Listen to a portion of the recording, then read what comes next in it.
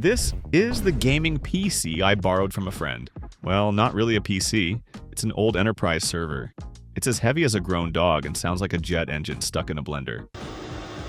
I know you've seen enough budget PCs on this channel, but today's something different. Nice. And maybe dangerous. The moment I turned it on, it felt like summoning a retired industrial dragon.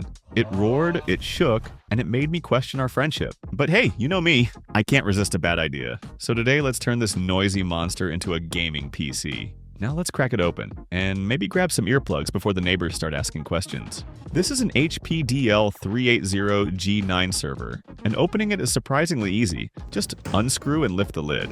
Right away, I was greeted by rows of RAM sticks lined up perfectly. If I said this thing isn't powerful, I'd be lying. Everything inside is modular, and it comes apart like Lego. Meanwhile, my office PC at home looks like a bowl of spaghetti the moment I open it. It's loaded with 2 CPUs and 6 fans, basically a jet engine aimed at your ears. All neatly arranged with no messy cables, just clean connectors and labels. Power comes from 2 500-watt platinum-rated PSU, giving it a total of 1,000 watts of pure server-grade energy. The manufacturer didn't even bother adding a rear exhaust fan, because honestly, it doesn't need one. It also comes with 2 risers and 3 PCIe slots, which means, yeah, this beast could totally handle a discrete GPU. And check this out, the RAM setup here is insane. It's fully loaded with 24 sticks of 16GB each, totaling 384GB of memory. At roughly $50 per stick, that's about $1,200 just in RAM alone. After doing the math, I couldn't help but laugh, because compared to a regular PC, this thing isn't just a computer. It's a small data center disguised as a tower. When I started removing the CPU, I had no idea what the official procedure was. I just went with instinct. The only rule I followed was loosen each screw gradually in a diagonal pattern. Never remove one completely before the others.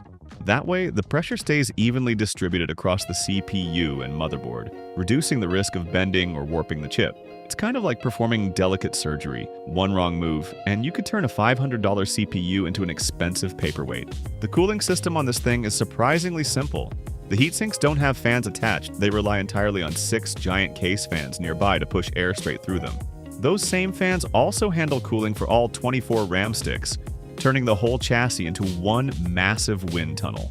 The socket here is LGA 2011, meaning it only supports Xeon E5 CPUs. And luckily, this machine comes with 2 of the best. Xeon E52696 V4, each packing 22 cores and 44 threads. Together, that's 44 cores and 88 threads, the kind of spec that makes most gaming PCs blush.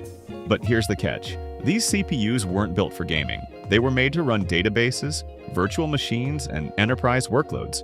Base clock? Just 2.2 GHz, with a boost up to 3.6 GHz. Pure muscle, but not exactly made for fun. You're probably wondering, where the heck is the storage on this thing? Well, it's got 4 dedicated bays for standard SSDs, neatly lined up in the front.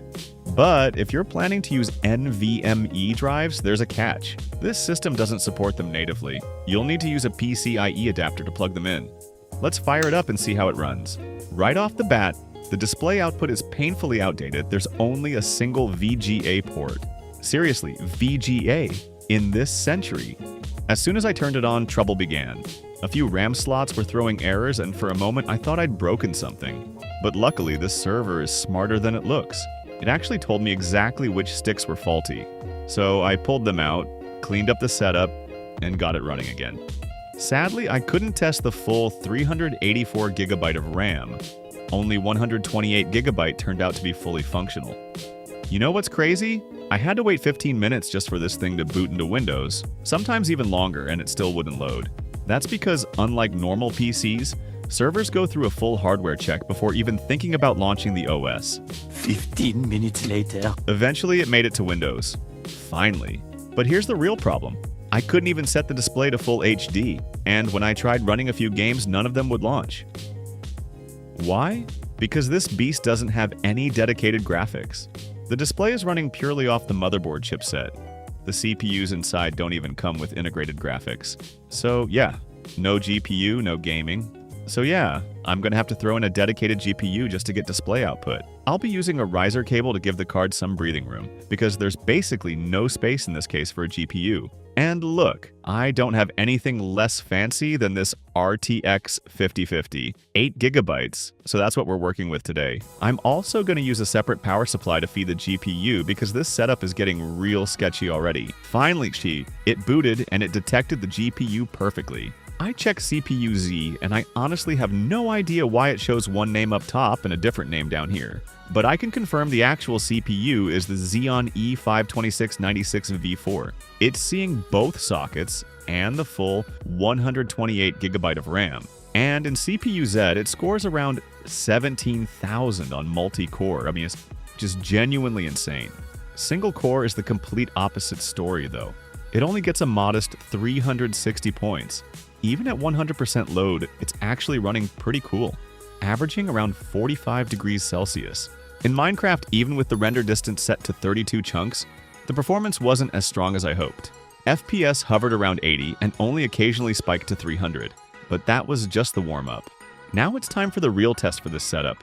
I prepared 3 TNT blocks, 1,000 TNT, 10,000 TNT, and finally 100,000 TNT. Basically the Minecraft equivalent of dropping a miniature nuke. So, let's light it up. The first explosion dropped the system to around 6 FPS, but it still rendered every frame. Honestly, not bad.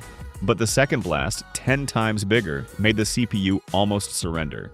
The game froze completely, unable to keep up with the logic and physics calculations. I had to fast forward the next part. When the screen came back, it looked like a battlefield. The ground torn apart, innocent animals launched into orbit. And then, the fire spread to the third TNT pile. At that point, all I could do was stand there and watch. Mobs were floating like debris in the sky while the CPU was fighting for its life, trying to calculate every tiny logic tick. This is living proof. Minecraft doesn't kill your PC with graphics when it kills it with brain power. And this CPU? Yeah, it definitely doesn't have enough IQ to handle 100,000 TNT. Switching over to CS2 at full HD with high settings, the performance was surprisingly solid. FPS sat comfortably around 140, and the CPU held steady without the massive drops we saw when Minecraft was melting down over those TNT explosions. Some people suggested that the weird performance might be caused by the game bouncing back and forth between the two CPUs, which could introduce extra latency. So, a few folks recommended enabling only one CPU or limiting the number of threads. I actually tried removing one of the CPUs just to test that theory. But the results didn't improve at all. In fact, the FPS was slightly worse. So I slapped the second CPU back in and continued testing more games. The system stayed completely stable, and honestly, this proves one thing. For CS2 at high settings, this setup is more than good enough. Moving on to The Witcher 3 at medium settings, the performance honestly surprised me. While galloping across open fields, the FPS stayed rock solid around 100. But once I entered a crowded city full of NPCs and complex lighting effects, the frame rate dipped to around 60, still perfectly smooth and totally playable. Next up was one of my favorite first-person shooters, Battlefield 6. With high settings and DLSS enabled, the system held around 80 FPS without any major drops even during explosions, smoke effects, and heavy firefights. Throughout the entire session, everything stayed way more stable than I expected. Then I jumped into another huge title, Black Myth Wukong. At medium settings, the FPS hovered around 100 as well. Fast movement caused a tiny bit of stutter here and there, but nothing that ruined the experience. Even though this CPU isn't exactly known for crushing complex game logic, in real gaming scenarios at medium settings, it actually performs surprisingly well. This whole experience has been pretty eye-opening for me. Xeons are insanely powerful, and definitely not cheap, but only when you put them in the environment they were designed for, servers. When it comes to gaming though, they fall way behind modern consumer CPUs. So, if you're building a system just for gaming, yeah, you should probably stay away from these. Thanks so much for sticking with me all the way to the end of the video. If you've got any ideas or crazy experiments you want to see next, drop a comment below and I'll make it happen. See you in the next one. Goodbye!